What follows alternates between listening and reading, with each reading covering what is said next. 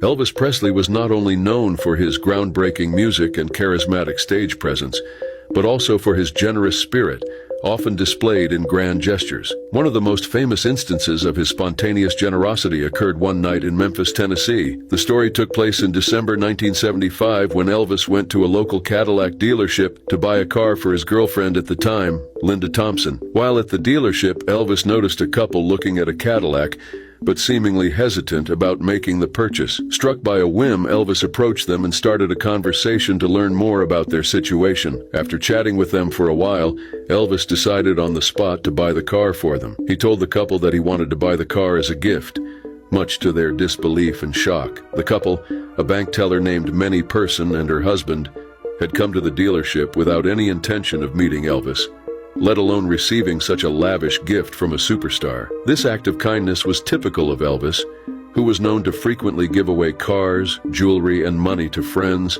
acquaintances, and even complete strangers. He often said that he derived great joy from giving and saw his wealth as a means to help others and bring happiness. The event became a part of Elvis lore, encapsulating his impulsive generosity and his desire to spread joy through his success.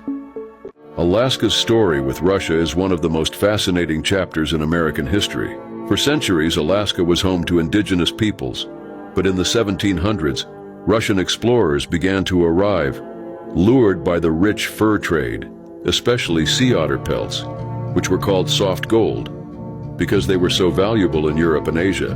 By the late 1700s, Russia had established settlements, trading posts, and even the Russian Orthodox Church in Alaska. But ruling such a vast, icy territory from across the world proved difficult and expensive. The Crimean War in the 1850s had drained Russia's finances, and Alaska, remote, sparsely populated, and vulnerable to attack, felt more like a burden than an asset.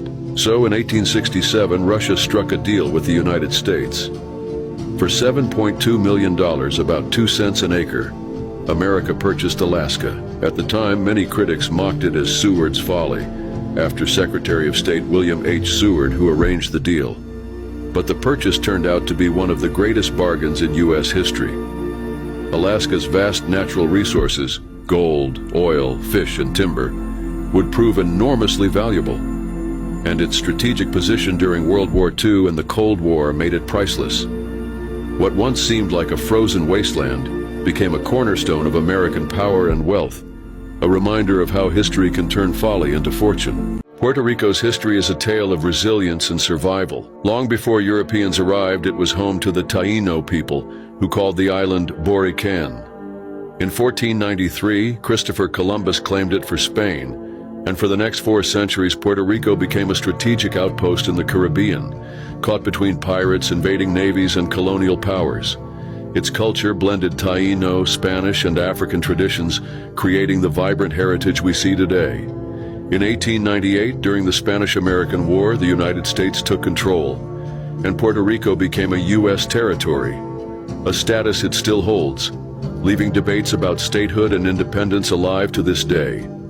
Despite hardship, economic struggles, hurricanes, and political battles, the people of Puerto Rico carry a deep pride in their identity, balancing American citizenship with their own unique language, music, and traditions.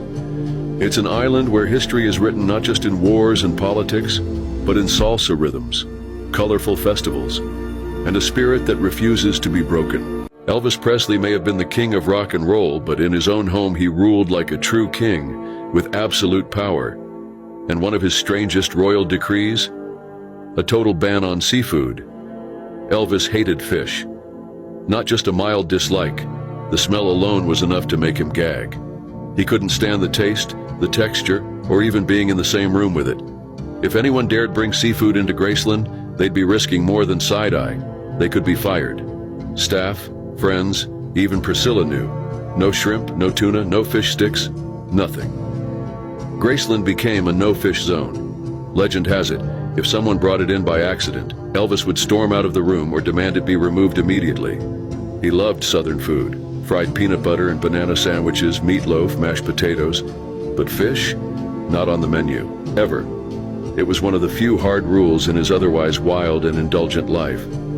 So next time you're at Graceland, remember, The house may smell like history, but it'll never smell like seafood.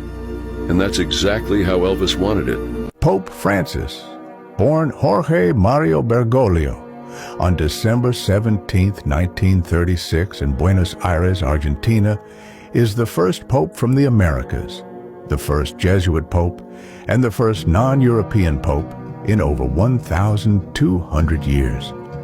Raised in a working-class family of Italian immigrants, he studied chemistry and briefly worked in a lab before entering the Society of Jesus in 1958. Ordained a priest in 1969, he rose through the ranks during a turbulent time in Argentina's history, eventually becoming Archbishop of Buenos Aires in 1998. Known for his humility, he chose to live simply, took public transportation, and prioritized serving the poor. In 2001, he was made a cardinal by Pope John Paul II, and in 2013, he was elected the 266th Pope following the resignation of Pope Benedict XVI. Pope Francis passed away on April 21, 2025, at the age of 88 in his residence at the Domus Sancti Marthae in Vatican City. Union Oyster House isn't just the oldest restaurant in America. It's a place where history never really left. Open since 1826, this Boston landmark has seen generations come and go, but one seat inside became almost sacred. It was the favorite booth of John F. Kennedy, who loved sitting there when he was a young congressman and later president, quietly enjoying seafood while the world outside changed. But here's where it gets eerie. After JFK was assassinated in 1963, the restaurant made a decision that still gives people chills. They never let anyone else sit in that booth again. It's kept reserved, permanently, for a man who will never return. To this day, visitors walk past it, roped off like a time capsule, as if at any moment he might walk back in, sit down, and pick up where he left off. In a city full of history, this isn't just a table. It's a reminder that some stories don't end. They just stay waiting. Dr. Pepper, one of America's most iconic soft drinks, was invented in the 1880s and has since become a beloved beverage with a unique secret recipe. The drink was created by Charles Alderton, a young pharmacist working at Morrison's Old Corner drugstore in Waco, Texas. At the time, soda fountains were popular social hubs where people would gather to enjoy carbonated beverages, often flavored with fruit syrups or medicinal extracts. Alderton, who had a passion for experimenting with different flavors, wanted to create a new soft drink that would stand out from the typical citrus and cola flavors available. He carefully blended different fruit and spice extracts to develop a unique taste, which customers at the drugstore quickly grew fond of. The drink became so popular that people started ordering it simply by asking for a Waco. Recognizing the demand, Alderton's employer, Wade Morrison, decided to market the beverage commercially. The name Dr. Pepper was chosen, though the exact origin of the name remains debated. Some theories suggest it was named after Dr. Charles Pepper, a Virginia physician whom Morrison allegedly knew, while others believe it was simply a marketing strategy to give the drink a medicinal appeal, as was common at the time. By 1904, Dr. Pepper was introduced to a national audience at the St. Louis World's Fair, alongside other future American classics like the ice cream cone and hamburger. It was an instant hit, and production expanded rapidly. Unlike Coca-Cola and Pepsi, which were initially promoted as medicinal drinks containing coca leaf extracts or pepsin, Dr. Pepper marketed itself as a unique blend of 23 flavors, a recipe that remains a closely guarded secret to this day. Rolex, the world's most prestigious watch brand, was founded in 1905 by Hans Wilsdorf, a German-born entrepreneur with a vision to create a precise, elegant, and durable wristwatch at a time when pocket watches dominated the industry. At just 24 years old, Wilsdorf and his brother-in-law, Alfred Davis, established a watch distribution company in London, initially importing high-precision Swiss movements and casing them in British-made designs. However, Wilsdorf was not satisfied with simply selling watches. He wanted to redefine wristwatches, making them more precise and fashionable at a time when many still viewed them as inaccurate compared to pocket watches. In 1908, Wilsdorf officially registered the name Rolex, choosing it because it was short, easy to pronounce in multiple languages, and elegant enough for a luxury brand. The brand set itself apart by focusing on chronometric precision, and in 1910, Rolex became the first wristwatch to receive a Swiss certificate of chronometric precision, a milestone that established its reputation for accuracy. In 1914, Rolex watches received a Class A precision certificate from the Kew Observatory in England, an honor previously reserved only for marine chronometers. During World War I, Rolex relocated to Geneva, Switzerland, due to the economic difficulties in Britain.